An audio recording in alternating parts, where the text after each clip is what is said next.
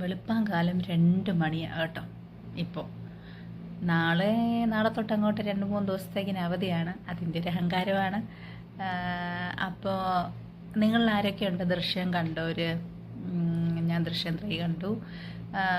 നിങ്ങൾക്ക് ഇഷ്ടപ്പെട്ടത് ഏതാ? ദൃശ്യം 1 ആണോ, 2 ആണോ, 3 ആണോ, ഏതാ ഇഷ്ടപ്പെട്ടത്? എനിക്ക് ദൃശ്യം 1ഉം 2ഉം ആണ് ഇഷ്ടപ്പെട്ടത് കേട്ടോ. 3ക്കകത്ത് 3 നല്ലതാണ്, പക്ഷേ അതിനകത്ത് ഇത്രയും ബുദ്ധിമാനായ ജോർജ് കുട്ടിയുടെ മകളുടെ ഭർത്താവായിട്ട് തിരഞ്ഞെടുക്കുന്ന ആളെക്കുറിച്ച് എന്തോ ഒരു സ്പെല്ലിംഗ് മിസ്റ്റേക്ക് ഇല്ലേ? എനിക്കങ്ങനെ തോന്നി.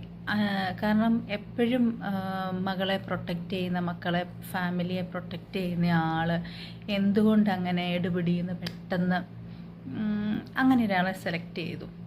നിങ്ങൾക്ക് എന്താ തോന്നുന്നത്? അപ്പം നിങ്ങൾക്ക് തോന്നിയത് ഒന്ന് കമൻറ്റ് ചെയ്യണേ. ജിത്തു ജോസഫിനെ കാണുവാണെങ്കിൽ നേരിട്ട് ചോദിച്ചാൽ തീരുമാന പ്രശ്നമേ ഉള്ളായിരുന്നല്ലേ? നമ്മളിങ്ങനെ ആലോചിച്ച് ബുദ്ധിമുട്ടുണ്ടായിരുന്നല്ലോ.